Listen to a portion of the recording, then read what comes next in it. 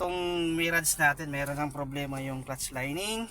O paano nyo malalaman kung may problema yung clutch lining? Kahit sa parking pa lang, malalaman nyo kung sliding na yung ating clutch. So ito, nasa parking tayo. Try nyo lang sa third gear. Tapos naka handbrake. Ayan.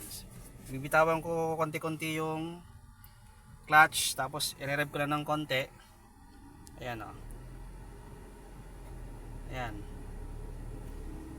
Nakabitaw na ako sa clutch, naka-rev lang, tapos ayaw pa rin, ayaw umabante, di ba? Dapat mamatay na yung makina. Kaso hindi namatay kasi sliding na. Pero gumagana pa rin siya kapag nag-reverse tayo. Ayan, reverse. Atas pa rin naman yan. Ayan. Atas pa rin yan sa reverse. Tapos, syempre gagana pa rin sa first gear. Makapatakbo pa rin siya. Yun nga lang, kasi ito patag to pababa.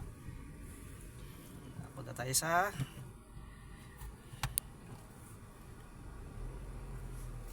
atras tayo. Nagagamit pa rin naman tong sasakyan. Ang problema kasi dahil may sliding na kapag ginagamit ko sa akyatan, lalo pag gusto mong hatawin, may delay sliding, parang sa automatic may delay.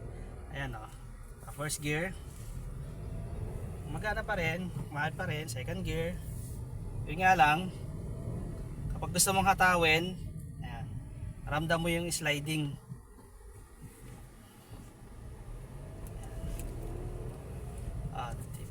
Tig mo yung RPM.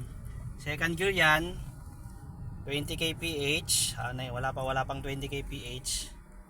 Pero pag hahatawin ko second gear, ayan, mapapansin niyo yung RPM. Ayan o, mataas na yung RPM pero nasa 20 kph pa rin tayo.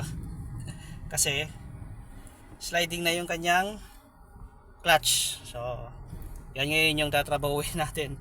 Magpapalit tayo ng clutch lining, clutch assembly. Okay.